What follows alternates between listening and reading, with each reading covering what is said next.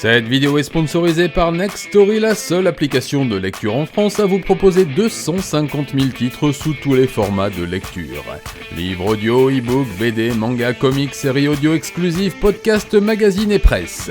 Grâce à ses 1500 éditeurs partenaires, Nextory est un acteur majeur dans la démocratisation de la lecture, en rendant accessible à tous des milliers de livres via un abonnement au prix très doux. Alors, l'écrivain que je suis est très heureux de vous proposer ce partenariat exclusif et une offre découverte explosive pour faire éclore en vous ce lecteur curieux et passionné. Alors n'attendez plus et cliquez sur notre offre partenaire pour vous plonger dans le meilleur de la littérature mondiale où que vous soyez.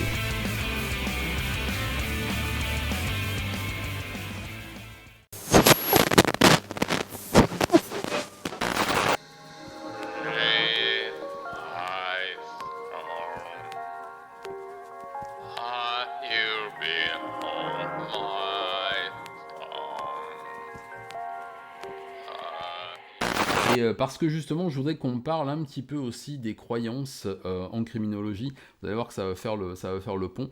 Parce que suite à la disparition du petit Émile, il y a quelques semaines de cela, il y a même plus d'un mois, je crois, bien on voit le grand retour des voyants et des marchands de bullshit sur les réseaux, à la télévision, sur les médias traditionnels. Salut Jack Louis. Ça a tendance, bien, vous vous en doutez bien, à me gonfler. Et ça fait écho à ce qui a pu se passer depuis des années à propos du pont de Ligonnès, à propos de tous les disparus. Salut, hello. Et voilà, je voudrais qu'on en parle un petit peu parce que là, on est en train de déraper un petit peu sur autre chose que les marchands du temple habituel avec leurs pendules et leurs cristaux. On arrive maintenant sur un secteur, comment dire, oui, inévitable, je sais bien. On arrive sur un terrain beaucoup plus comment dire, religieux, traditionnel. C'est-à-dire que là, c'est la communauté catholique et pas la plus modérée qui commence à s'immiscer un peu dans la recherche du petit Émile à grands coups de saints et de. Enfin, alors, je vous garde ça pour tout à l'heure. Je vous ai trouvé un article assez intéressant. On le regardera tous ensemble et on le regardera aussi justement avec Monsieur Irréductible Athée. Je crois qu'il est d'ailleurs arrivé. Et oui, il est là. Je vais revêtir mon casque. Ouais, c'est ça, oui, tout à fait. Les charognards ont senti une carcasse fraîche, ouais. Je vais revêtir mon casque. Ah, alors il y a quelqu'un qui a un retour derrière, je ne sais pas qui c'est. C'était moi. Alors C'était personnellement, toi. j'ai un casque. Oh, le vilain, c'est lui qui avait... Absolument, c'est scandaleux. C'est scandaleux. Bonsoir, comment je t'appelle? Baron, Alexandre, Irréductible? Les trois sont très bien. Enfin voilà, comme tu veux, comme la chose se développera au cours de la conversation. Alexandre me va très bien. Monsieur le Baron me flatte énormément et j'aime Ouais, beaucoup. j'imagine, ouais. Et l'Irréductible, voilà, pour ceux qui me connaissent. Enfin, mais de toute façon, en général, mes auditeurs me connaissent sous les trois. Et puis effectivement, ça navigue entre les trois termes, donc pas vraiment, mais sens-toi à l'aise pour utiliser ceux qui te Ok, servent. je pense que je vais plutôt t'appeler Baron parce que je m'appelle aussi Alexandre et je sais que les intervenants vont m'appeler Alexandre, du coup ça risque de créer de la confusion. Oui, chez Zioclo, c'était assez sympa aussi. 3 Alexandres, hein, on fait la liaison du coup là, pour une fois. Bon, écoute, bienvenue et merci à toi d'avoir accepté l'invitation. Je suis vraiment content. Mais merci de cette invitation. Bah, écoute, avec grand plaisir, entre gens du monde, c'est bien la moindre des choses. Comme tu sais, bah, on avait eu l'occasion de parler une fois ou deux, vite fait, comme ça, par petits messages, on partage beaucoup de choses. J'apprécie beaucoup tes contenus, dont j'essaie de faire la promotion régulièrement. Il n'y a aucune collusion, croyez-le bien. J'ai pas les moyens. C'est bien dommage. À l'aristocratie, c'est plus que c'était. Hein. Tu m'étonnes, ma pauvre dame. Ah là, oh là là, ça a eu payé. Ouais, bon. Mais ça paie plus. Ah là là, je sens qu'on va bien rigoler entre vieux ce soir. Je pense qu'on est à peu près de la même, génération en plus. Oui, on doit avoir à peu près les mêmes références. Oui, c'est ça, on a la même couleur de barbe et la même couleur de cheveux, donc ça doit être à peu près la même chose. Voilà, donc ce qui t'a fait venir, nonobstant le fait que je voulais t'inviter depuis longtemps, parce que là on commence un peu le sérieux dans les lives, c'était donc la petite réaction qu'a pu avoir notre cher Lapin Blanc à une de tes Mhm, vidéos, que j'ai mhm. revue d'ailleurs entre-temps pour être bien sûr de pas raconter de carabistouille. Et du coup, bah, je vais... Est-ce que Lapin, est-ce que tu es là? Ah oui, oui, toujours, Ah mais bah je, il est je vais vous toujours là. écouter très religieusement, je vais le dire. Carrément. Ah ouais, non mais là ça y est, on est Non mais dedans. moi non mais j'ai commencé une secte donc ça me paraît normal, hein. Oui mais t'as raison, ça paye assez, ça paye Ça, pas ça, mal, hein. ça, ça a eu payé toujours. Ouais, ça a eu payé toujours, je pense que ça paye mieux que YouTube. D'ailleurs les deux sont pas incompatibles si j'en crois les récents lives de Zioclo sur les dérives sectaires de certains YouTubeurs. Absolument, oui. Je vais y penser, tiens, une espèce de secte de... Ouais, j'ai quelques idées en plus, hein, sachant que j'en traite régulièrement dans mes vidéos, j'ai même des contacts si vous voulez. Oui, oui, oui. J'avais un prof de français qui nous avait expliqué qu'un de ses camarades de promotion avait effectivement décidé de fonder une secte et il vivait très bien. On en vit très bien, je confirme. Ben, j'en parle dans les lives où je raconte un peu ma pauvre vie. Mes parents étaient amis avec Claude Vorillon quand j'étais petit. Oh la vache. Et ils ont participé à la création de sa multinationale. Oh la vache. Voilà, voilà. Donc j'ai le livre qui dit la vérité quelque part dans les cartons avec les jolis pendentifs fabriqués main. En étain, c'est des pendentifs en étain, donc un métal très très sain. Voilà. Oui, bien sûr. Ah, y a rien de mieux. Avoir un petit truc en étain, là, comme ça, avec les sueurs du sud-ouest en été, ça vous apporte tous les oligo-éléments dont vous avez Moi, besoin. Ça, c'est merveilleux. Et C'est vraiment d'ailleurs, formidable. concernant l'emblème justement de Claude, parce que voilà, c'est quand même, Appelons-le Claude. j'ai une très très bonne anecdote dessus, mais j'hésite à la sortir au cas où tu veuilles avancer sur le personnage. Mhm. Vas-y. Oula. Bah, fin des années 2000, euh, Claude Vorillon était alors exilé au Canada. Mhm. Et les Canadiens, enfin plutôt la police canadienne s'intéressait énormément à ces affaires, aussi bien les Pauvre. polices des mœurs que la police du fisc. Alors, le nom des différents services, je ne connais pas, hein. Je m'excuse auprès de nos amis québécois. Toujours est-il qu'il s'est dit, ben je vais devoir partir, et il s'était dit, eh ben si je l'immigrais en Israël. Sauf que le symbole que vous connaissez, enfin je ne sais pas si vous connaissez ou tu t'en as parlé, à Ouais, j'en ai l'intérieur, parlé, il hein. y a quand même une croix gammée. Eh Bon, oui, bah non, mais... miracle, Là, Eh c'est oui. une swastika C'est une plus swastika plus école de David et tout, hein, c'est ça. voilà, c'est tout mélangé, c'est n'importe quoi. eh C'est ben, merveilleux. miracle, les Elohim, pardon, l'ont contacté et lui ont demandé de changer le symbole et remplacer la swastiska par une espèce de tourbillon. Si Mazel vous allez tov. sur leur site, vous allez le trouver. Eh ben voilà, Voilà. mais c'est Ah bah, génial. c'est aussi beau que Mahomet qui reçoit un message qui lui dit que ouais, ouais, ouais, ton fils adoptif doit divorcer de sa femme et toi, t'auras le droit de l'épouser. Je connais très mal l'islam, je dirais pas, mais là, oui, je le connais et enfin, ça m'avait marqué. Puis, visiblement, je suppose que les autorités israéliennes n'ont C'est pas été chose dupes sainte. de la chose parce qu'il a été interdit d'aller en Israël. Oui, Et il s'est. il est interdit de Pardon. territoire, bon, à part sur sa planète d'origine, là, dont il a enfin construit l'ambassade, hein, mais il est interdit de territoire dans pas mal d'endroits parce que il n'est plus officiellement en Corée, il y a été pendant un grand moment, c'est d'ailleurs là qu'il a, vous savez, cloné des milliers d'êtres humains, il y a des bébés Oui, partout, Oui. mais bien c'est sûr. une réussite, mais phénoménale, hein, avec des scientifiques de renommée interplanétaire, d'ailleurs. Et Alors, il est, je pense, un petit peu tricard aussi maintenant en Corée, ce qui est très bizarre, un homme aussi honnête, on se demande bien comment il a pu faire. Et c'est étonnant. hmm, Mais mon anecdote ne se termine pas encore tout à fait là, excusez-moi. Et quand il a immigré, je crois, oui, effectivement, en Corée, et ben, retour au symbole d'origine, ah oui, nouveau coup de fouet des Elohim, on revient au symbole d'origine, qui en fait était le bon. Et maintenant, tous les ans, il fait une grande manifestation à peu près où il est pour rétablir le sens de la croix gammée, de la swastiska, sur un sens plus bouddhiste, histoire de gammer un peu la symbolique nazie. ah ben bien sûr, Ah, oui, mais de toute façon, il y a le sens de rotation qui est pas le même, hein. c'est ça, voilà, ça dépend, tout J'ai cru, dépend du oui. sens elliptique. Revenons à nos moutons, comme dirait l'autre. Et je voulais donc reparler de ta vidéo sur ce bon Blaise. Euh, Mon Blaise, notre flattez-moi. mon Blaise, flattez-moi, ah mon Dieu, quel plaisir. Euh, que j'ai réécouté avec grand intérêt. Je dois dire que je suis en adéquation avec tout ce qui a pu être dit dans cette vidéo. J'ai noté les quelques points dont on avait discuté en message, notamment le saut du coq à l'âne ou du coq à light, comme dit ma fille. Je sais, ils sont jeunes, mes enfants. Par rapport aux interdits, etc. Et j'ai pu constater effectivement, mais je vais vous laisser discuter tous les deux, que les réflexions de Lapin pouvaient être justifiées d'une certaine façon, mais je vais vous laisser discuter, allez-y, premier round. Je rigole, hein. Je rigole. Alors, bon, je n'ai pas trempé mes gants dans le plâtre, hein, donc normalement ça devrait bien se passer. Pas de fer à cheval à l'intérieur? Non, non plus.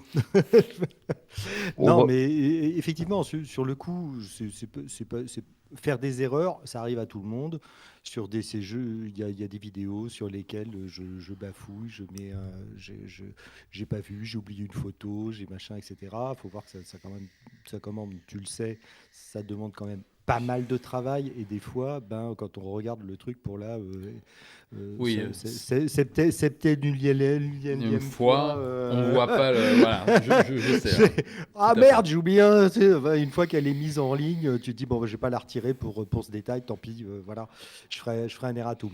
Pour le coup, donc, dans les remarques qui avaient été faites, enfin en tout cas celles que j'ai notées moi par rapport à ce qu'avait dit Lapin, alors, le denier du culte, oui, c'est une erreur de ma part. J'étais absolument persuadé que le denier du culte était quelque chose qui était antérieur à 1906. Donc, bon, bah, erratum, je me suis trompé sur ce coup-là, je me suis raté. Euh, Et, pardon, et effectivement, j'ai relu mon script. Et pour le coup, alors pour ceux qui ne sauraient pas exactement de quoi l'on parle, j'étais dans la section des problèmes de logique du pari de Pascal. Alors peut-être qu'on peut rappeler rapidement ce qu'est le pari de Pascal. En gros, l'idée de Pascal, c'est si Dieu existe, il vaut mieux croire en lui pour pas avoir de problème à sa mort. Après, Parce que on a tout à gagner et rien à perdre. Et donc bon, voilà, parce que si Dieu n'existe pas, ben, on n'a rien perdu. S'il existe, on a tout gagné. Donc youpi. Dans la section où je traite des problèmes logiques, j'ai une phrase qui dit eh bien, pour commencer, Blaise Pascal présente le fait de croire comme ne coûtant rien ou presque. Ce qui n'est pas vrai. Dans la version catholique de la pratique, qui est celle de Pascal, croire en Dieu coûte du temps, il faut aller à la messe, de l'énergie quand on prie, de l'argent, le denier du culte. Donc là, j'ai fait une erreur, et de l'estime de soi, pauvre pécheur. Cela induit aussi de renoncer à certains bénéfices immédiats, tangibles, dans l'espoir d'une récompense extrêmement hypothétique. De lâcher la proie pour l'ombre, comme on dit. Par exemple, de s'interdire de s'alimenter durant la journée, et ce pendant un mois. Alors, effectivement, là, il y a une transition qui n'est pas claire de ma part et qui n'est pas habile, parce que, comme j'ai fait référence à la version catholique de la pratique pour Blaise Pascal, et que, effectivement, penser que ce que je dis par rapport au fait de s'interdire de s'alimenter durant la journée et ce pendant un mois fait référence au carême, on carême, ouais, tout à fait. c'est ça, carrément. au carême chrétien, Mhm. alors qu'en fait, dans mon idée, j'étais en train de parler du ramadan. C'est ça aussi. Voilà. Oui, d'accord. Donc c'est pas un mensonge volontaire de ma part et c'est pas une volonté de ma part de confondre les trucs. C'est juste que j'étais dans une de mes premières vidéos. Ça devait être la 20e. J'avais pas encore j'avais pas encore de prompteur et donc fallait que j'apprenne mon texte pour le réciter devant la caméra, ce qui est un exercice qui n'est pas toujours C'est compliqué, absolument ouais, évident. c'est très compliqué. Voilà. Et donc, oui, au moment où je l'ai écrit, effectivement, c'était pas très habile. Quand je l'ai dit, quand je l'ai monté, j'ai pas fait gaffe parce que je me suis dit, de toute façon, mon public n'est pas un spécialiste de la catholicité ou de la chrétienté. Et pour le coup, je vous avoue que j'y ai même pas pensé. Pour moi, la transition était, enfin, le fait de dire s'interdire de s'alimenter durant la journée et ce pendant un mois. compte tenu de la pratique du carême de nos jours, pour moi, il était absolument improbable que quelqu'un pense au carême et ne pense pas au ramadan. Au Ramadan, oui, mais c'est à ce à quoi j'ai pensé aussi tout de suite. Voilà, de la. Voilà, et ça peut expliquer pourquoi que Lapin est la première personne. Alors j'ai même pas regardé combien j'ai de vues sur cette vidéo. Il y a presque 20 000 vues sur cette vidéo. Lapin est la première personne à faire une remarque sur cette transition. Donc j'ose à penser que la plupart des gens ont compris mon intention. Maintenant, si effectivement elle peut prêter à confusion, j'en suis désolé, mais ce n'était pas le but et il n'y avait aucune intention maligne de ma part. En général, quand je tape sur la chrétienté ou la catholicité, les choses sont sont dites Oui, suffisamment clairement pour qu'il n'y ait clairement, pas et tout à fait. qu'il n'y Ouais, ait pas de qu'il n'y ait pas de hiatus. tout à fait, je suis bien Voilà. d'accord avec toi. Lapin. Ah non, mais après, maintenant que j'ai expliqué son texte, effectivement, j'avais pas du tout pensé à l'islam.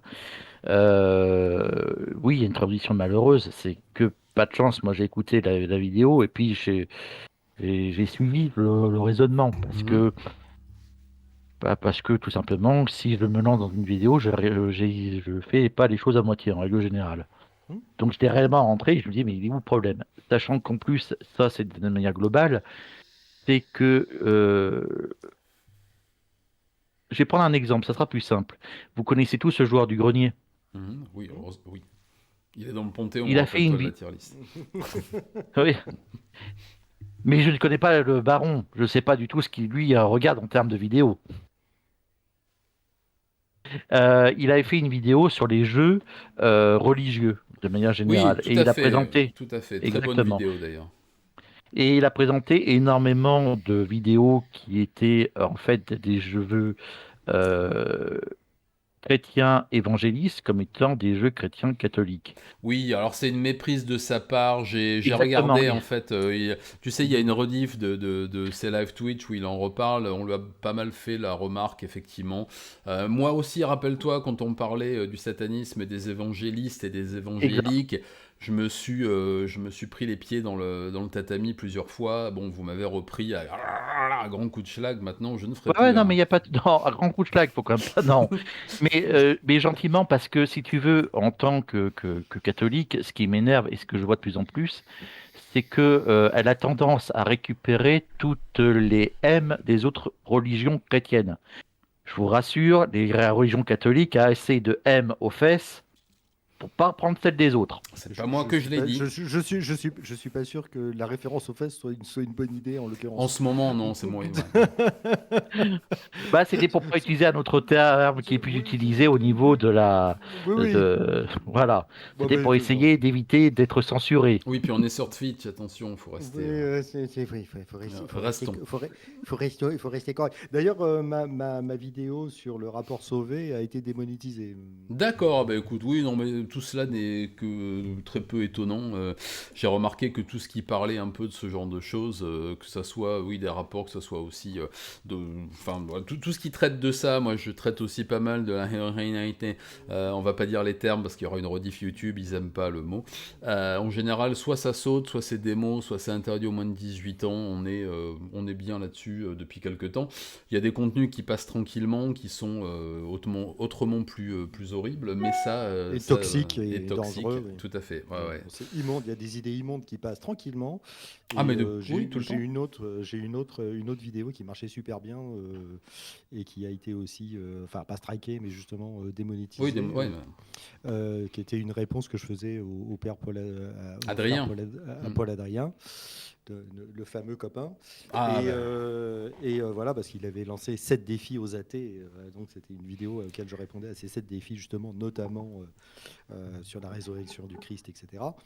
Et donc je donnais les exemples, enfin il disait, voilà, les martyrs chrétiens, c'est un truc qu'on n'a jamais vu dans l'histoire, etc. Et je montrais qu'il y avait un tas de sectes qui avaient procédé à des de masse. Oui, non. Mais Voilà, d'ailleurs, je ne te des gens, remercie pas. des gens qui se sacrifient et qui sacrifient les autres pour un idéal. Enfin, ça ne concerne pas d'ailleurs que les religions et c'est malheureusement assez commun. Non, non, ça concerne toutes les idéologies. De tout. Oui, d'ailleurs, je voulais te dire, je ne te remercie pas parce qu'à cause de toi, j'ai découvert ce bon frère Paul Adrien. Et je me. Ah, ben oui, ben tu vois, non, mais tu n'as pas que des bons côtés, hein, attention, Ah mais faut pas. je suis un Ah oui, pervertisseur. Ben ah oui, je oui, sais. ben tu pervertis la jeunesse, enfin la jeunesse. Et Nous sommes encore très jeunes. ah oui, oh là, te demande à mes artères, tiens. Donc je me suis goinfré quelques-unes de ces vidéos en solo ou en duo avec d'autres prêcheurs. C'est pas piquer des hannetons, parce que là, ça mérite bien une liaison, je pense. Hein. Oui, absolument. Oui. Non, il est assez Ah, pathétique. C'est quand ben, même. l'évangélisation sur Internet. Alors, je savais que ça existait du côté islam. Et, et évangéliques aussi, Et évangéliques aussi, ils sont très très puissants. On avait regardé un morceau de vidéo d'un pasteur évangélique ou évangéliste, alors, je sais plus comment il faut qu'on dise maintenant. évangéliques. Évangélique, C'est parce que le fait de porter la bonne parole, c'est que tu es un évangéliste. voilà, Mais évangélique est une secte bien particulière du du protestantisme. protestantisme, ouais, c'est ça. Ouais. Et donc il y a beaucoup, j'ai l'impression que ça s'est vraiment bien installé en Afrique, en Afrique occidentale. Et j'étais tombé sur la vidéo justement d'un prêcheur évangéliste africain sur le satanisme. Justement, on avait commencé à regarder un petit bout. Faudra qu'on finisse de la regarder parce que c'était assez croustillant, assez croustifondant, et j'aimerais bien qu'on finisse de la regarder ensemble. Voilà, fin de Ah, l'anecdote, je vous laisse continuer. oui, oui, c'est assez. Alors, il y a plusieurs choses qu'on peut remarquer d'ailleurs dans ces mouvements de prosélytisme.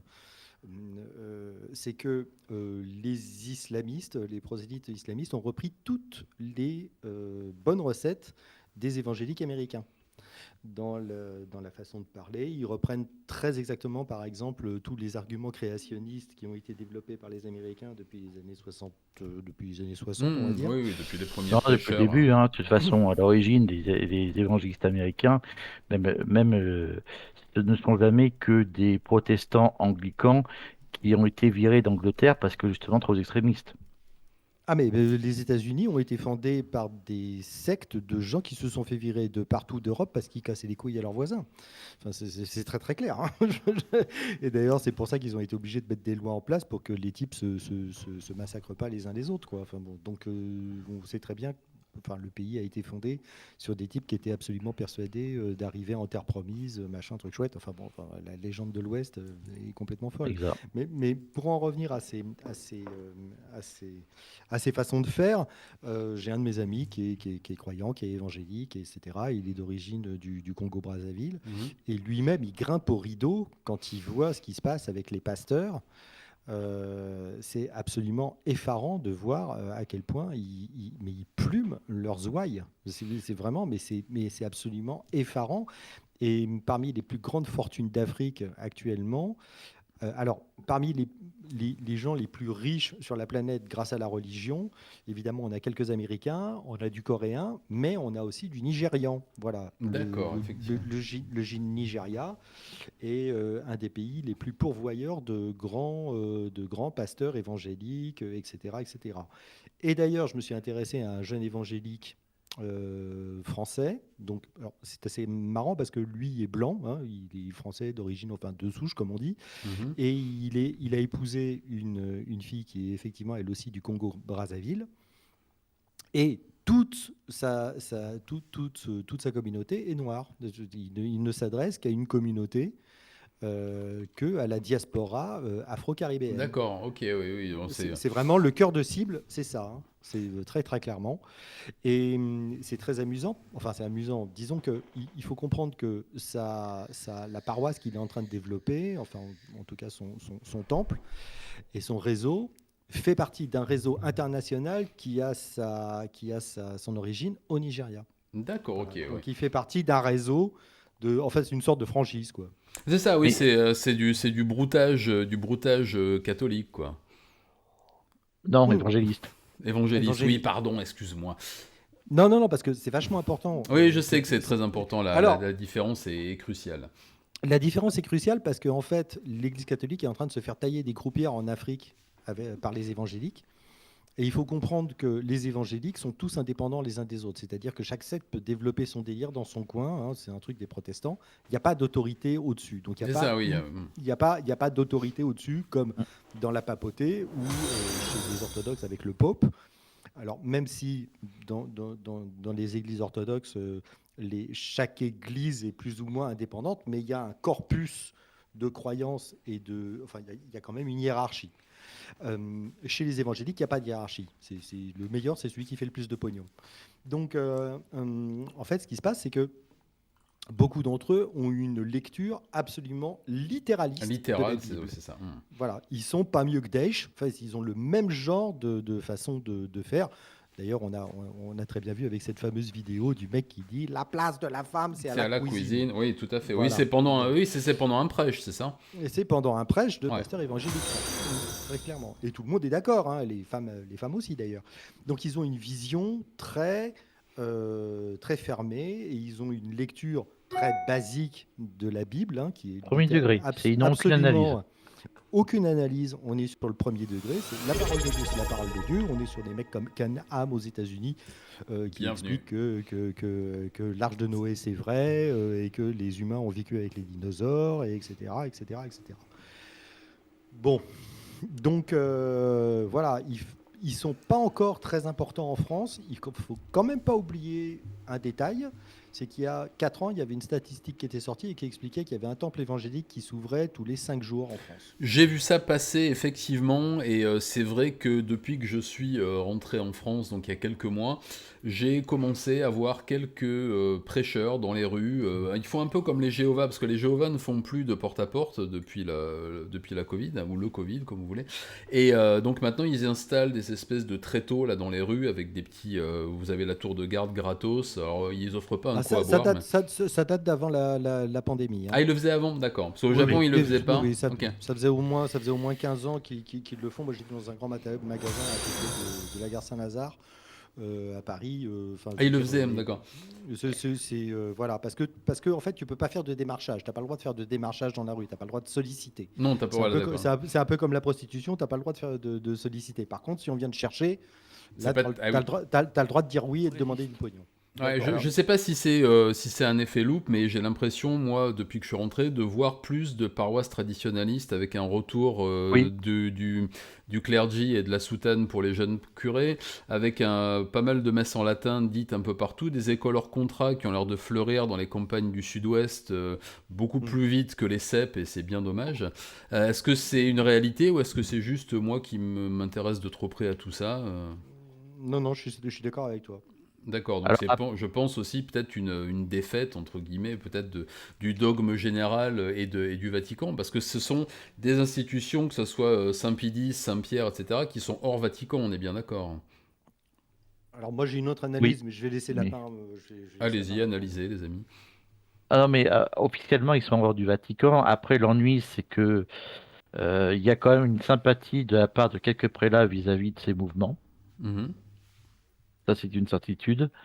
Et après, si tu veux, je suis assez partagé. C'est-à-dire que c'est juste pour revenir à la messe en latin et sur 2-3 points de dogme, comme notamment le fait de vouloir d'abord chercher Dieu en soi plutôt que de chercher Dieu chez les autres. Notamment avec une cérémonie, enfin un passage où on se retourne et on se serre les mains. Je le dis, hein, pour ceux qui ne seraient jamais allés dans une messe. Si c'est juste ça, ça ne me dérange pas. Ça me dérange pas. C'est pas grave. Par contre, si on arrive à un endroit ou à un raidissement général où on se trouve complètement incapable de discuter avec les autres, on refuse l'écuménisme et qu'on se dise l'œcuménisme, l'œcuménisme, il dit pas le communisme. Ah, j'ai bien prononcé? Ouais, non, mais c'était pour vous cas où il y a un trou. Vas-y, continue. Ah non, mais non, bien sûr, mais au cas où il y a un doute. Voilà.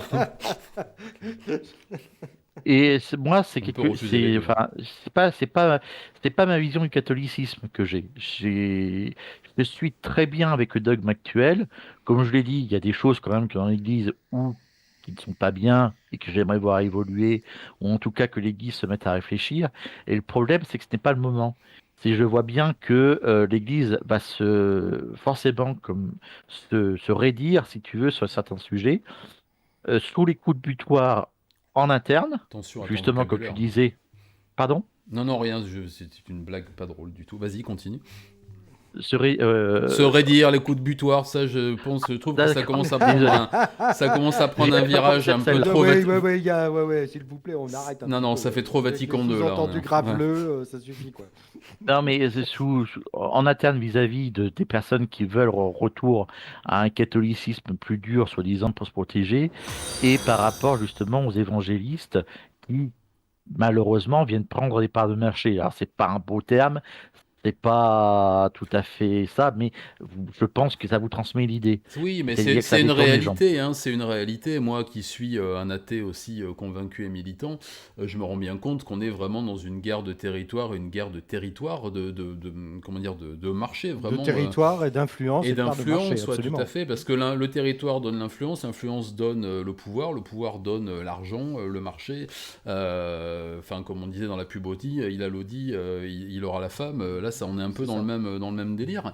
Et j'ai vraiment l'impression qu'on est sur une petite guerre de territoire entre chrétiens, donc on va englober tous les chrétiens d'un côté, et puis les autres religions de l'autre qui essaient de pousser un peu du coude. Et il y en a certaines qui arrivent. Moi, ce qui me fait peur, j'en ai déjà parlé à maintes reprises, mais je suis d'une génération qui a connu la chute des religions et un peu des idéologies aussi, où on commençait à se sentir un peu mieux. Les années 70, c'était quand même plus tranquille au niveau religieux. On avait des petites sectes un petit peu apocalyptiques qui naissaient un peu partout, mais ça correspondait peut-être à une attente ésotérique plus que religieuse, des néo-hippies qui débarquaient d'un peu partout, des prises de stupéfiants un peu costauds aussi qui vous faisaient croire en des choses qui ne duraient rarement très très longtemps.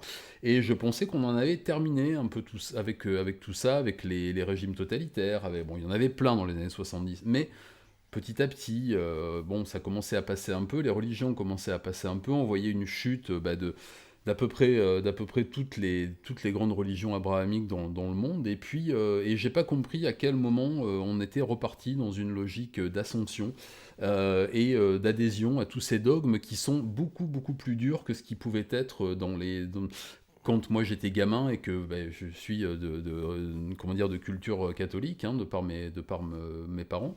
Donc j'ai été élevé dans la foi catholique et puis je voyais ce qui se faisait. Ma mère est une catholique de gauche, on appelle ça, génération curé à cheveux longs et guitare dans les églises.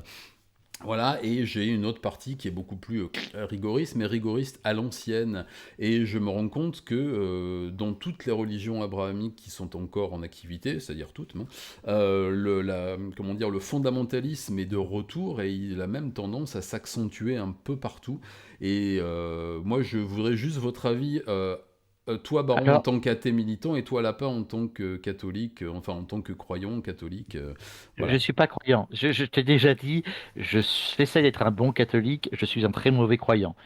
Si tu veux, je pourrais expliquer la distinction que je fais moi, Mhm. mais voilà. Par contre, je voudrais réagir sur Elud Wolf, je suis pas sûr de la prononciation du prénom, Ah qui oui, est dans le dans le chat chat, ok, ok. et qui dit quelque chose. Malheureusement, je suis tout à fait d'accord avec lui. C'est vrai que on a toujours vu une succession de libérations entre guillemets suivie d'une période de contraction. Et je pense que la période de contraction est en train d'arriver. Et l'ennui, c'est qu'on allait tellement loin, si tu veux, dans la libéralisation. J'ai peur que la contraction soit tellement forte que même des gens comme moi, qui sont pourtant catholiques, qui essayent de suivre le culte, eh ben je vais en payer les prix. Oui, certainement. De toute façon, je pense que tous les croyants, alors, une fois de plus, je réitère, voilà, je n'arrive toujours pas à comprendre la motivation chez les croyants, mais je pense que vous le savez, toujours une espèce de fascination pour les cultures religieuses, pas pour la religion elle-même, mais pour les cultures religieuses. J'ai passé 1 heure dans une église avec ma chérie cet après-midi, et j'ai tendance à adorer aller dans les lieux de culte, regarder, prendre des photos. Je me plie aux us des endroits où je suis parce que pour une simple question de respect humain, comme je le fais dans un restaurant quand il faut se déchausser ou n'importe quoi, mais j'ai toujours du mal à comprendre la motivation du croyant. Ok. Mais après, qu'est-ce que toi, en tant que croyant, qu'est-ce qui te fait peur et comment tu penses que tu pourrais le payer en voyant le durcissement des religions, dont la tienne, même si tu n'es pas un bon croyant, comme tu dis. Bah, justement, je viens de répondre un peu dans le chat, c'est-à-dire que malheureusement, je pense qu'on veut. Alors, c'est difficile à dire parce que il y a pas eu plus d'une religion, c'est-à-dire euh, on a aussi l'islam qui monte énormément. C'est un euphémisme de le dire. Si c'est une religion autre que la mienne, de toute façon, je refuse de me convertir et je pense que je peux aller malheureusement jusqu'à ma vie.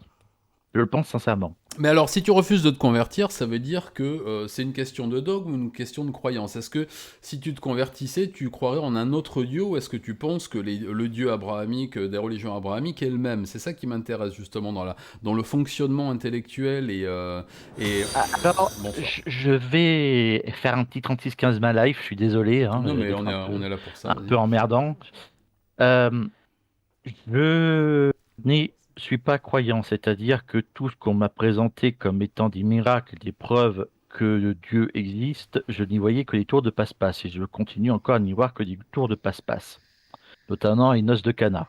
Vous savez, la multiplication des pains, de la transformation de l'eau en vin, etc. Je n'y vois qu'un tour de passe-passe, je suis désolé. Hmm, Rien que ça fait que je pourrais avoir des problèmes avec mes co-religionnaires. Par contre, ce que j'aime et ce que j'adore, c'est le personnage du Christ. Ah Le, oui, ça c'est le- autre chose, oui, mais ça on peut l'aimer. Moi, si tant est qu'il ait existé, je pense que c'est pas un mauvais gars et que son enseignement tel qu'il est retranscrit est pas le pire. Disons que dans l'Ancien Testament, on voit des trucs, n'est-ce pas, Baron, un tout petit peu moins rock'n'roll que ce qui peut. Ou alors, enfin, ça dépend de quel sens on utilise le mot Oui. rock'n'roll, mais bon. Et donc, Si on met rock'n'roll en regard au mot dépravation, oui, je pense que on peut dire voilà, que voilà. l'Ancien Testament est extrêmement rock'n'roll. L'Ancien Testament est plus Oui, black metal, le Nouveau Testament est plus glam metal, on va dire. Voilà. voilà. Voilà, c'est ça. Et donc, si vous voulez, moi, j'étais un petit peu perdu parce que je n'étais pas croyant, je ne suis toujours pas croyant. Mais j'adorais ce personnage qui était le Christ. Et ben, il trouve des coups en moi, quoi. Que ce soit entre sa recherche de justice, la protection du pauvre. J'essaie d'être un bon catholique, mais je suis un très mauvais croyant. J'attends de voir pour croire. Ouais, donc Le jour où je... on est en plein dans ce dont le baron parlait dans sa vidéo sur Blaise, et toi, finalement, t'es en plein dans le pari, si on est dans le... Exactement, D'accord. enfin, on peut discuter avec le baron. C'est-à-dire que Allez-y. moi, étant donné que je pense qu'il fait un peu une erreur, c'est quand il parle que le pari de Pascal est exclusivement vis-à-vis des athées. Peut-être qu'il l'est, je ne peux pas parler à la place de Pascal, mais je pense que le pari de Pascal est aussi à destination des gens comme moi, qui attendent de voir pourquoi. Et là, je suis désolé, le pari de Pascal en tant que tel, il est imparable. Baron. Non, là. Ah, je sais pas, je le vois Ah, mute. as-tu Pardon, disparu? Ah non, non, non, c'est mais... parce que c'est parce que j'avais lancé Twitch, etc. Je voulais être sûr de ne pas avoir Ah d'accord, oui, puis d'alarme. à nos âges, la vessie, c'est plus que c'était. Hein. Voilà, c'est ça. Oui, j'entends. Ou alors, on reboucle sur le pari de Pascal, mais enfin, il y avait des tas de choses sur lesquelles je voulais réagir par rapport aux analyses Vas-y, que vas-y. vous nous avez demandé de faire. Mais pour répondre sur le pari de Pascal, euh, le hiatus du pari de Pascal, c'est que il demande de faire semblant de croire et que le fait de pratiquer va vous amener à croire. Et que toute la période où vous, comment dirais-je, où vous génuflexez, je veux dire, en gros, l'idée c'est que l'orthopraxie va vous amener à la foi véritable. Mhm. Oui, c'est son opinion. Euh, voilà, moi je trouve ça absolument, je trouve que c'est assez de mauvaise foi parce que, et en plus c'est complètement ridicule parce que Dieu étant omniscient, il sait très bien que vous êtes en train de mimer la foi et vous ne l'avez pas vraiment. Moi j'estime qu'un Dieu qui est juste aura plus de considération pour quelqu'un comme moi qui utilise le cerveau qu'il lui a fourni et sa raison et qui dit, ben, désolé, mais au vu des preuves qui me sont présentées de ton existence, je n'ai aucune raison d'y croire et je suis honnête avec toi. Voilà. Il me semble qu'un Dieu juste et bon doit être plus compréhensif avec quelqu'un d'honnête qui se trompe qu'avec un malhonnête qui fait un calcul totalement cynique. Voilà. Pour gagner le paradis. Il me semble, après je peux me tromper, de ce que je sais de Dieu, il n'est ni bon ni juste. Donc bon. Là-dessus, je suis d'accord avec toi, mais Ah, vas-y, Lapin. alors, deuxième chose, c'est encore une fois, c'est que moi, je ne crois pas, parce que, enfin, n'y peut pas de truc, mais moi, la vision du paradis, euh, pour moi, elle est secondaire. Et je m'en moque. Je suis désolé, je m'en moque. C'est-à-dire, s'il existe, tant mieux. S'il n'existe pas, tant pis. Moi, ce qui m'intéresse, c'est maintenant. Et le fait d'être dans l'Église catholique, malgré tous ses défauts, m'a donné un cadre moral. Je ne dis à personne, suivez-moi, et je dis à personne, faites comme moi. Oui, alors, par contre, il y a quelque chose qui, moi, m'étonne, c'est qu'a priori, un catholique, c'est quelqu'un qui cherche le salut de son âme. Alors, on peut parler du paradis ou ce genre de choses, mais en tout cas, c'est quelqu'un qui cherche à être en présence de Dieu à sa mort. Enfin, je veux dire, dans la vie après la mort. C'est quand même le but de l'histoire, c'est de sauver son âme. Alors moi, si je Euh, peux intervenir au milieu de sa conversation passionnante, dans l'impression que me donne Lapin quand on parle de sa non-foi, mais de son adhésion à la communauté catholique, détrompe-moi hein, si besoin, mais j'ai l'impression que tu suis le dogme comme une espèce comment dire, de vadémécum pour ta vie, pour suivre des principes que tu n'aurais peut-être pas suivis si tu n'avais pas adhéré à ce dogme-là, mais que ça aurait pu également être une autre religion si ton environnement culturel et familial avait fait que tu étais dans un autre environnement. Donc, de ce que j'en ai compris, tu penses le catholicisme comme un cadre de vie, comment dire, de morale et de voie à suivre, c'est ça. Mais tu n'espères pas en Jésus, tu n'espères pas en la résurrection, au paradis et toutes ces sortes de choses, c'est bien cela. alors, vadémécum, je le trouve un peu dur comme terme, mais parce que je me permets d'être très libre sur l'Église catholique, parce que je n'en suis pas. C'est-à-dire que je ne vais pas suivre un dogme qui irait à l'encontre de mes croyances ou de ce que je pense être à l'encontre du Christ, je ne le suivrai pas. Par exemple, même si on va revenir un peu au gars de religion, si le pape venait à dire qu'il faut tuer des infidèles, je ne le ferai pas. Alors je vois Parce que c'est Yazeref depuis tout à l'heure qui te pose une question dans le Clavards. Lapin blanc, Jésus est ressuscité, point d'interrogation. Si ce n'est pas le cas, tu n'es pas chrétien, sinon ça n'a aucun sens. Mais tout comme Thomas, j'attends de voir pour croire. Non, c'est Charles qui attend. Wow. Vas-y. Voilà, après le reste, si tu veux, pour moi, l'Église catholique, euh, enfin, beaucoup le voient comme étant un espèce de carcan et un lieu de dogme poussiéreux où la raison est étouffée. Ah ben, Euh, C'est souvent le cas. non, Hein. non, mais je suis d'accord avec vous. Oui, c'est malheureusement, il y en a qui le pratiquent comme ça. Mais lisez Saint-Augustin d'Hippone, par exemple, vous vous apercevrez qu'au contraire, il mettait beaucoup dans la raison, qu'il fallait que oui, c'était mais la raison qui... alors pardon, mais Saint Augustin, pendant un certain nombre de siècles, il a été persona non grata pour l'Église, hein. Il a été Je sais. récupéré ensuite, c'est exactement comme Origène. Quand tout d'un coup, les dirigeants de l'Église se sont rendus compte qu'avec l'évolution des mentalités, le protestantisme, etc., il y avait tout d'un coup des trucs dans Saint Augustin qui étaient très emmerdants il y a un siècle, et tout d'un coup qui devenaient très utiles. Et donc tout d'un coup, Saint Augustin est arrivé en odeur de sainteté. Voilà, tout d'un coup, on s'est dit, oh tiens, Origène, ah bah non, monsieur, quand on nous accuse d'avoir une vision littéraliste, on va récupérer Origène, qu'on va bombarder Père de l'Église, parce que ça nous arrange, là, tout d'un coup, alors que pendant des siècles, c'était un mec qui était quand même assez sulfureux et qui était un peu emmerdant. Parce qu'il avait dit des trucs bien, mais il avait dit des tas de trucs qui étaient un peu, pas très catholiques sur les bords, c'est le cas de le dire. Et donc, Saint-Augustin et Origène, typiquement, vraiment, moi je considère que ce sont des auteurs qui sont des cautions morales très, ad hoc, à la limite. Je sais, tout d'un coup, on les trouve pratiques. Ça permet de justifier un certain nombre de choses et éventuellement des contradictions qui ont été celles de l'Église catholique pendant des siècles. Et tout d'un coup, de dire oui, oui, oui, mais non, voilà. Donc en fait, le grand principe de l'Église catholique, c'est de dire un truc et puis son contraire et puis de passer d'une lecture à l'autre. Hein, on a vu ça avec les versets de la Bible, hein, typiquement. Tant que la science n'avait pas prouvé un certain nombre de choses, la lecture était littéraliste.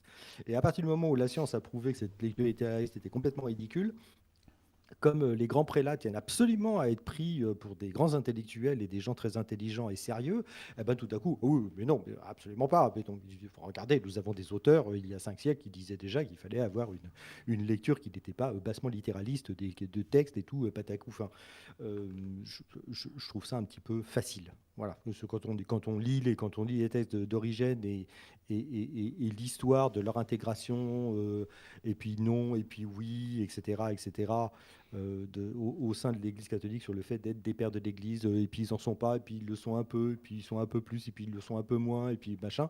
Ça va, au bout d'un moment, faut arrêter de prendre les enfants qui ne sont pas du bon Dieu pour des canards sauvages aussi. Et pour revenir justement à ce genre de façon de faire, euh, on voit très bien la valse-hésitation permanente de l'Église catholique, enfin en tout cas du Vatican, par rapport à la fraternité Saint-Pie X. C'est typique. C'est Ouais, typique. tout à Ce sont fait. des Alors, gens, non. sont des gens qui ont été virés parce qu'ils étaient gênants à un moment. Et puis comme là, il y a un retour de bâton qui fait que les Bah, il y a du cheptel, traditionalistes, hein. voilà, il y a du cheptel, il y a du pognon, il y a de Hmm. l'influence. Et là, tout d'un coup, on se rend compte que, oui, alors bon, on les a exclus, mais alors c'est pas eux qu'on a vraiment exclus, c'était celui qui dirigeait le truc, à ce moment, donc on va les réintégrer, machin. Et puis là, on se retrouve avec une valse, une vague de scandales sexuels, exactement comme les mêmes de toutes les autres congrégations, etc. Alors, on se dit, ah oui, bah alors bon, si, oui, alors on les intègre, mais alors pas vraiment, mais on garde un peu notre distance, mais ils font quand même partie du groupe, mais pas vraiment, ce sont des satellites, on les accepte, mais du bout des lèvres. Au bout d'un moment, ça va, quoi. Au bout d'un moment, ça va. Il faut quand même savoir que il y a beaucoup de gens qui ignorent ça, mais les églises qui ont été construites avant 1905 appartiennent à l'État français, d'accord? Ça fait partie Tout à du fait. Ouais. patrimoine culturel français. Hmm. Donc en fait, on loue entre guillemets, pour d'ailleurs une somme symbolique qui doit être de zéro, à l'Église catholique, les bâtiments dans lesquels elle officie, dans lesquels elle officie, tout court. Et, il faut savoir que, en fait, Saint-Nicolas du Chardonnay, par exemple, bah, c'est un squat. Ils n'ont pas officiellement le droit d'y être. D'accord, ok. D'accord. Donc, ils avaient été virés, et puis en fait, ils ont ouvert les portes, ils ont changé les serrures, et ils sont installés. Je voudrais bien comprendre pourquoi l'État français n'y va pas avec les gendarmes pour les foutre dehors à coups de baïonnette au cul, comme on l'a fait avec les dominicains et les jésuites Oui, en à l'époque, 1881, en en 1905. 1905 et compagnie, ouais, ouais. En 1902, en 1904, quand il y a eu la loi sur les congrégations et qu'ils ne voulaient pas l'appliquer, au bout d'un moment, ça va bien. Pour revenir sur un certain nombre pour les analyses qu'on faisait, je pense que s'il y a un mouvement de radicalisation des jeunes catholiques, c'est tout simplement parce que, comme la laïcité n'a pas été assez ferme avec l'entrisme islamique, il y a beaucoup de gens qui pensent que, et pourquoi on revient à un truc traditionnaliste, c'est que je pense qu'il y a beaucoup de jeunes catholiques qui estiment que la perte d'influence de l'Église catholique a été la conséquence de Vatican II. D'accord. Alors qu'en fait, Vatican II a été un moyen d'éviter l'érosion totale de l'influence de l'Église catholique, comme celle qu'on a pu voir par exemple au Canada. Je ne sais pas si nos copains québécois sont là à cette heure-ci, J'en ai mais vu tout à l'heure, ouais, qui passait. ça doit être Guillaume. Voilà, c'est au Canada, au Québec, dans les années 60, tout d'un coup, les églises se sont vidées. En quelques mois, les églises sont passées de pleines à vides, comme ça, et c'est jamais revenu. Je pense que ce qui s'est passé au Canada a été un coup de semonce absolument monstrueux pour l'Église catholique, qui s'est dit, oh là, on ne peut pas se permettre que ça arrive partout en Europe. Et j'ai, Il fait- à ce propos à propos du vide des églises au Canada, j'ai vu une excellente vidéo de Laurent Turcot sur les origines des jurons canadiens. Et cette période, allez la voir. Déjà, j'adore sa chaîne et allez la voir. Vous verrez, petit aparté. Vas-y, je te laisse continuer. Voilà, et donc je pense que en fait Vatican II, ça a été un truc. Ouh là là, faut qu'on lâche du lest, faut qu'on arrête de dire que les actrices de cinéma sont l'incarnation du péché et du mal. Il faut Ouais, tout à savoir fait. que, je sais plus, c'était en 59 ou 60, 59, je crois qu'il y avait une photo de Brigitte Bardot, Bardot j'ai ce que dans, j'allais parler de Bardot justement. voilà, la photo de Brigitte Bardot c'était quoi? C'était le film avec Kurt Jürgens, là. Tu vas me trouver le titre. Alors Dieu créa la femme, Dieu non, créa la, et ouais, Dieu c'est créa la ça. femme, voilà. Voilà, et donc il y avait une photo de Bardot dans ce film et qui représentait le péché. Voilà, donc, comme ça c'était clair. Oui. Donc l'obsession de l'Église pour polisser le cul, emmerder les gens sur leurs pratiques sexuelles, sur avant le mariage, sur machin, sur les positions, sur trucs chouettes. C'est au bout d'un moment, ils se sont dit bon, là, on est en train de perdre les gens, ils en aura le bol. Et pour rebondir à ce que tu disais, Alexandre, vis-à-vis de ce mouvement vers les sectes indiennes, l'ésotérisme, etc., c'est exactement ce qui est arrivé à mes parents. Mes parents se sont trouvés dans une secte indienne D'accord, parce ok. que de grandes familles catholiques, ils ont subi des trucs absolument monstrueux psychologiquement et physiquement. Et en même temps, comme il y avait la petite graine, tu sais, qui est le corps est à sublimer, il y a autre chose, il n'y a pas que la matérialité, machin, patacouffin, ils se sont cherchés un autre cadre qui était plus accueillant pour leur élan spirituel et qui n'était pas aussi chiant et aussi emmerdant et aussi, alors, croyait-il au début, évidemment, et aussi Oui, culpabilisateur mais ça, que l'Église catholique. oui, mais tout à fait, mais c'est pour ça qu'il y a eu cet énorme boom, c'est ce que je disais tout à l'heure à propos des sectes dans les années 70. Bah, Hum, des sectes comme Hare Krishna et compagnie ont explosé parce que justement il y avait ce petit côté peut-être un peu plus libéral, on pouvait peut-être s'extraire un peu c'est du ça. carcan du catholicisme, alors que pas du tout, ils ont tous fini dans des ashrams complètement fermés, à cultiver la terre gratuitement et puis à prostituer leurs enfants gratuitement aussi pour les gourous. Et ils en sont revenus, mais bon, c'est cyclique. Hein. Je voyais tout à l'heure que quelqu'un dans le clavardage la mettait que le rigorisme catholique était revenu il y a une quinzaine d'années, et c'est vrai que j'ai pu constater aussi que au Japon, notamment des sectes bouddhistes très très dures, et Moon qui a une influence, Hum, l'Église unifiée a une influence sur l'État qui est absolument phénoménale. Quasiment tous les premiers ministres depuis la fin des années, enfin depuis la création de l'Église unifiée, ont tous un lien de près ou de loin avec l'Église unifiée. L'assassinat du Premier ministre Abe est hum, directement lié à leur appartenance à l'Église unifiée. Et il y a des préfets, donc quasiment la majorité des préfectures de Honshu et de Kyushu, qui sont dirigées par des membres de l'Église unifiée, parce qu'il y a eu une énorme explosion au moment où justement où la laïcisation de la société arrivait au Japon, donc dans les années 60-70, avec bien sûr l'émergence des mouvements d'extrême gauche dans les milieux étudiants, et puis la baisse de l'influence des religions shinto et bouddhistes. Il y a toutes ces espèces de sectes un peu plus rigoristes. Attention, mais on est tous frères. Alors l'Église unifiée, c'est encore autre chose. C'est Moon, c'est le prophète de toutes les religions. Il a su agréger un peu le catholicisme, le bouddhisme, un peu de ceci, un peu de cela. Et il a bien géré son truc parce que déjà, il a généré énormément de pognon, ce qui lui a permis beaucoup d'entrisme dans les milieux politiques japonais qui étaient déjà très très perméables à la mafia et au yakuza. Voilà, donc ils ont bien réussi leur coup. Alors, est-ce qu'ils vont réussir en France? Je crois savoir que certaines sectes ont leurs entrées dans les gouvernements en France. Oui, enfin, il y a l'anthroposophie, effectivement, L'anthroposophie, ouais, qui a un petit pied dans le... qui commence à poser problème. Mais il y a une différence fondamentale, c'est que les Français, quand même, il ne faut pas oublier que à peu près 70% des Français ne se reconnaissent dans aucune religion. D'accord? Ouais. Tu en as à peu près 30, entre 33 et 34% qui se disent ou athées ou agnostiques. Tu as à peu près 30 à 30-35%, pareil, qui se disent n'appartenir à aucune religion, mais avoir une vie spirituelle. Et après, tu as ceux qui se déclarent ou catholiques, ou protestants, ou juifs pratiquants, ou musulmans. Mais alors, pour revenir sur des points intéressants, c'est que il y avait un sondage qui avait été fait par la Croix il y a quelques années qui avait démontré un truc absolument fou, c'est-à-dire qu'il y a énormément de gens qui se disent catholiques, un peu comme Lapin d'ailleurs en fait, à qui le journal La Croix avait demandé de participer à son truc en disant est-ce que, si vous êtes catholique, répondez à ce questionnaire et dites-nous ce en quoi vous croyez, ceci, cela. Et il s'était aperçu qu'à peu près 50% des gens qui se disaient catholiques, qui se définissaient comme catholiques, ne croyaient pas en la résurrection, ne croyaient pas en Marie, ne croyaient pas à la réalité de la transsubstantiation. Alors, la transsubstantiation, c'est quand le vin de messe devient vraiment le sang Devient du le sang du Christ, Christ. et quand, la mie de pain devient Devient vraiment le la chair chant. du Christ. Ce qui a causé le massacre de masse des chrétiens du Japon pendant l'ère Tokugawa. Ouais. Je vous renvoie à mes vidéos et mon livre qui sort au mois de septembre chez Camion Noir, normalement sorti le 15 septembre pour la rentrée littéraire. Je t'en prie. Ah, mais je t'en prie, nous sommes chez toi. C'est vrai, ça. Un peu normal. Et donc, ouais, il y a tous ces éléments qu'il faut prendre en compte. Et en fait, ils se sont aperçus que en fait, 50% des gens qui se disent catholiques ne sont en fait, comme Lapin Blanc, plutôt des catholiques de culture que des Oui, catholiques c'est de ça. pratique, en fait, qui ne rentrent pas dans l'orthodoxie et qui ne suivent pas les canons ni les dogmes de l'Église véritablement, ni dans leur pratique, ni dans leurs croyances.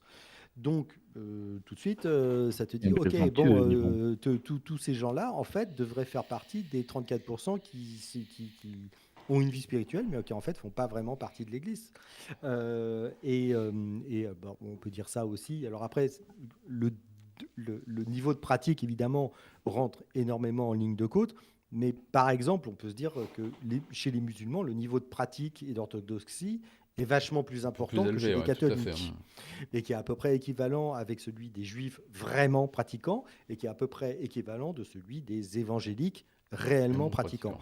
Donc, en tout et pour tout, on peut dire qu'en France, on est sur à peu près, on va dire une quinzaine de pourcents de la population, et je grossis le chiffre, quinzaine de pourcents de la population qui est vraiment religieux pratiquant.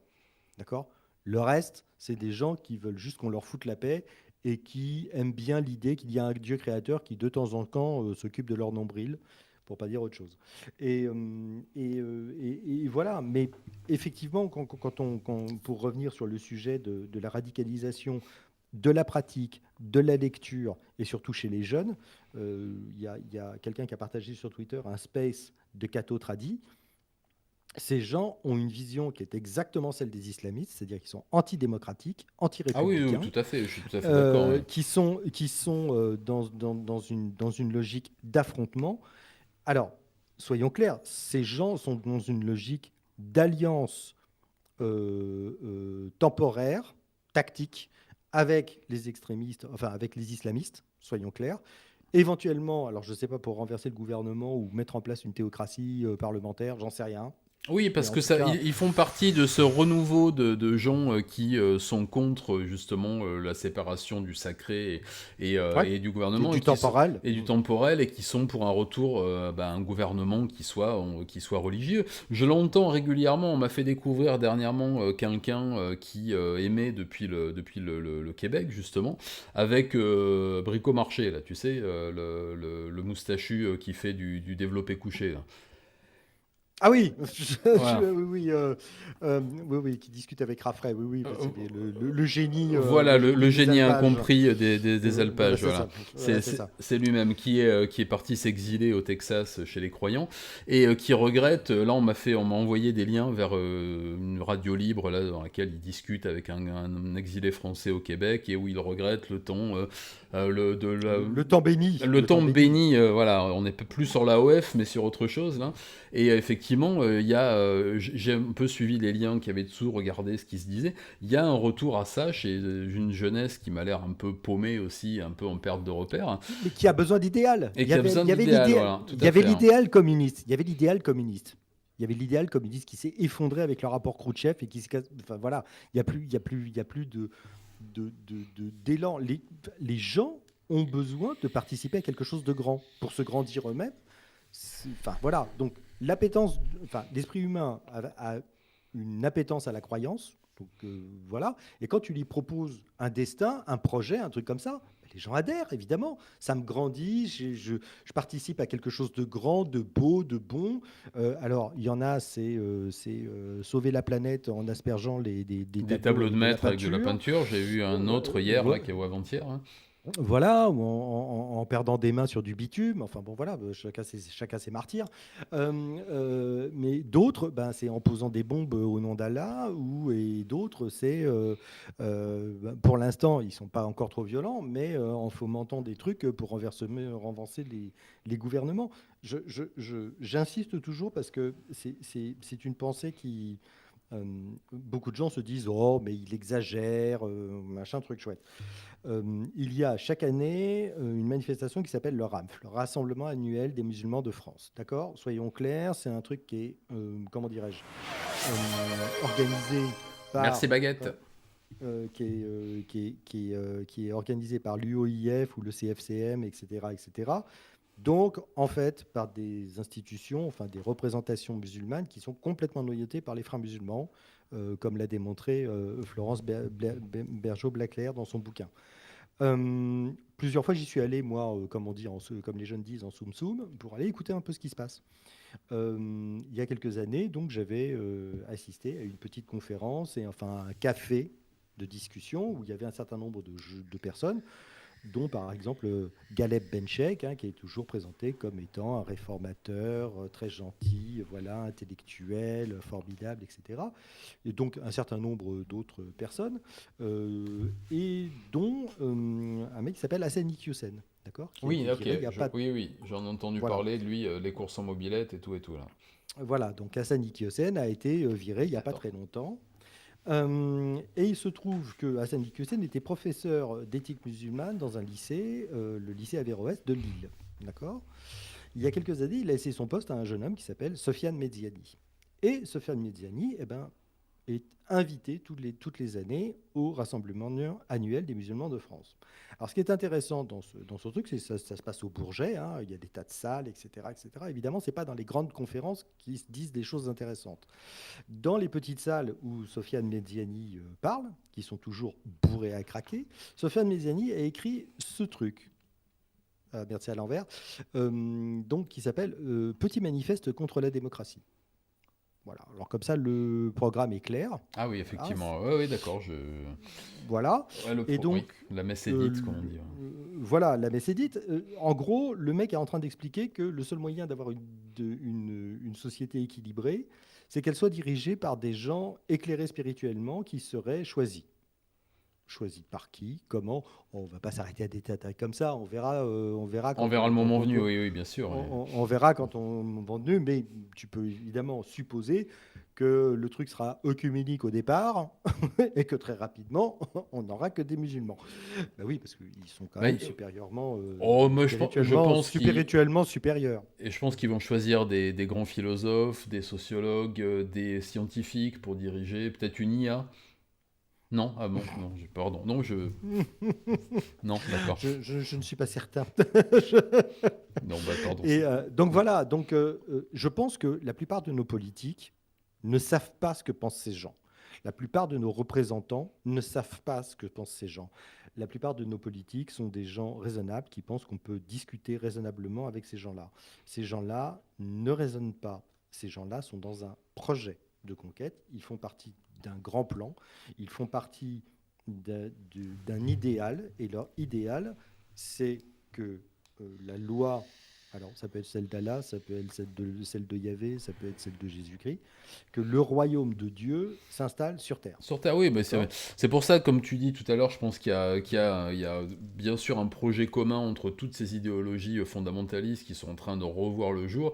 Et comme tu le disais tout à l'heure, souvent dans les affaires de Terror Hand, d'un côté ou de l'autre, on retrouve des accointances, notamment chez les fournisseurs de matériel, dans les petits systèmes de réseautage aussi, dans les forces de l'ordre, dans les milieux politiques. Et ça, ça se retrouve partout, ça se retrouve même dans des pays d'Asie qui sont moins influencés par les religions abrahamiques, mais dans lesquels il y a aussi, je parlais de l'Église unifiée tout à l'heure, elle a su s'acoquiner avec les Shinto nostalgiques de l'Empire du Japon, avec les fondamentalistes bouddhistes. Alors une fois de plus, je vous le répète, moi qui ai vécu pendant 24 ans dans des pays principalement bouddhistes, c'est pas la religion de paix et d'amour, hein, le bouddhisme, on va tout de suite arrêter la théocratie tibétaine Aquitaine, c'était pas le Et, Club Med. Hein. et d'ailleurs, c'est une théologie, c'est une religion. Faut arrêter d'appeler ça une Ah non, non, philosophie. Ça me non, non, fait doucement rigoler, quoi. Non, non, il y a un clergé, il y a un credo, Il y a des il y a temples, des temples, des monastères, il y a, voilà, non, c'est il une y a du vraie religion. pognon. Ah, ça, du pognon. J'ai quelques vidéos tournées en vlog où je vais à côté de Tokyo, il y a une grande colline avec un très, très, très, très vieux cimetière où il y a beaucoup de tombes célèbres, notamment de personnages dont je parle, et il y a un centre de formation pour moines juste à côté, et on voit les chefs moines, donc les lamas et compagnie, qui se déplacent uniquement en voiture de maître, principalement allemande et anglaise avec chauffeur, qui ont des saris en soie sauvage. Non, c'est pas du tout. Non, il faut pas renoncer au bien matériel pour devenir bouddhiste. Hein. Non, non, non. Si, le gogo de base, lui, peut renoncer à tous ses biens, il n'y a aucun problème. Je crois que c'est un peu commun à toutes les religions, on est d'accord. Oui, le curé de campagne, lui, il doit pleurer bizarre Ah pour ben changer de oui, soutane. ah oui, oui, ça. Ah ben pour en avoir connu des braves, des curés de campagne quand j'étais enfant, parce que famille catholique, aristocratique de campagne et de province, Ah, vous aussi? eh oui, moi aussi, oui, on vit dans des ruines, mais on a un titre, c'est déjà pas mal. Mazette. C'est l'important. C'est le plus important. Et le curé venait manger, c'est le plus important d'ailleurs. Ah oui, non. L'important c'est que les armoiries tiennent encore un petit peu, alors on met des manches à balai pour essayer que ça pas se les prendre sur la bougie pendant le repas dominical, mais bon. C'est de la feuille d'or? Non, c'est de la peinture, Ah, chérie. c'est de la peinture. C'est du ripolin. Hein. C'est du vermeil? Non. Ah non, c'est une merveille, mais c'est pas non, rarement une merveille. Mais le brave curé qui venait manger chez nous le dimanche midi, rapiéçait ses soutanes, venait en mobilette. Alors il se faisait entretenir par les braves gens du pays, mais lui, effectivement, offrait sa vie à la religion. Et lorsque le prélat local, donc de Périgueux, pour ce qui est d'ici, venait manger une fois de temps en temps, manger du canard gras, parce que le vendredi on mange pas de viande, mais le canard gras, comme ça vit dans l'eau, on arrive toujours à s'arranger. Hein lui montrait beaucoup moins misère, il avait plutôt des problèmes d'acide urique, de gouttes, de cholestérol, et voilà, Voilà, lui, c'est ça. Ouais. voilà. Mais ça c'est partout, voilà, il faut pas croire que la religion il faut pas croire que la religion bouddhiste ou même le Shinto est peut-être une des religions pour lesquelles j'ai le moins de choses mauvaises à dire parce que bon, Le jainisme, peut-être. oui, oui, voilà, bon, on va dire le pastafarisme, bon, Voilà. voilà. Là, on est... Honnêtement, je dois avouer, je suis un adepte forcené. Ah ben oui, comment ne pas l'être. Et d'ailleurs, il y a beaucoup de membres de l'éminente église pastafarienne qui viennent assister aux réunions de l'église de Satan, dont je parlais à plusieurs D'accord. reprises dans mes émissions, parce qu'on est tous une espèce de grand carnaval. Voilà, c'est une mocking religion, on va dire, voilà, plus qu'autre chose. Mais voilà, donc je pense qu'on a aussi une vision faussée des religions asiatiques et orientales en général. Je pense que ça a été la cause aussi, ou la raison, selon quel côté on se place, de la conversion de beaucoup de Français aussi à l'islam dans les années 60, 70, 80. Moi, j'ai assisté à ça quand j'étais gamin, avec un retour aussi à ça, parce qu'il il y avait une envie... d'appartenir à quelque chose auquel on n'appartenait plus. J'ai beaucoup d'amis, moi, qui étaient d'origine marocaine ou tunisienne quand j'étais en primaire, et qui s'appelaient Jean-Pierre, Cécile, etc., et qui, eux, ont appelé leurs enfants avec des noms musulmans, et qui... Ah bah, le nombre de mes copains juifs qui qui se sont convertis pour pouvoir épouser leur bonne femme. Oui, aussi, il y a tous ces... Et je pensais, encore une fois, peut-être bien innocemment, qu'on était sorti des ronces pour tout ce qui était, de cet ordre-là, mais il faut toujours... Il faut pas s'imaginer que les religions, que l'herbe est plus verte dans le pré du voisin. Les religions sont les mêmes, et pour ma part, et vous savez ce que j'en pense, je pense que c'est vraiment le principal problème actuel de nos sociétés, et pas que de notre société, c'est que cette belle évolution technologique, philosophique, et tout qu'on a connu jusque dans les années 70, et qu'on nous refuse aujourd'hui, le principal cancer de tout ça, c'est ce retour aux religions fondamentales.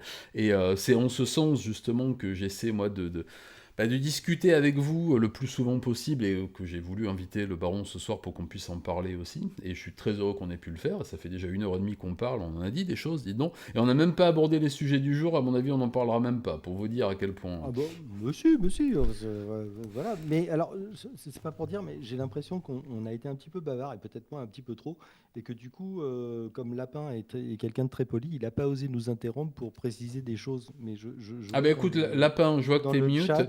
Ouais. Il y a pas mal de questions dans le chat clavardage. Lapin, si tu veux revenir d'entre les morts, contrairement à Jésus, qui a sacrifié son week-end pour nous.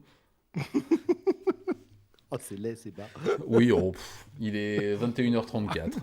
À cette Voilà, heure-là, je n'ai plus aucune morale à cette heure-là. la morale est morte. Je pense que les curés sont couchés ou bourrés à cette heure-là, donc ils ne viendront pas. Ou les deux, d'ailleurs. Lapin, je vois que tu es de retour parmi nous. Oh, j'ai jamais été bien loin, mais comme j'attendais qu'on finisse de m'expliquer ce que j'étais. Ah, mais Ah pas non, mais du tout. non, Oh, mais alors, du loin de tout. moi Alors, cette Mais idée. si, non, si, non, si, non, non, non, non, non, si. non. J'ai juste donné mon Si. opinion sur ce que je pensais, ce que je percevais par rapport à ce que tu avais dit. Mais vas-y, Non, non, mais Moi, je m'en moi et tout, voudrais hein. de mettre mes mots sur ce que tu as à dire. non, mais pour être tout à fait honnête, je vous ai laissé discourir et après j'ai zappé. Je sais que je n'étais pas forcément d'accord à ce que, enfin, même pas du tout à ce que tu disais, ça m'en encontre. Mais bon, j'ai pas de volonté. J'ai pas de volonté, encore une fois, d'hégémonie, de dire aux gens, suivez-moi pas. Non, mais c'est Non, pas la question. La question est de non. ne pas trahir ta position et ta pensée.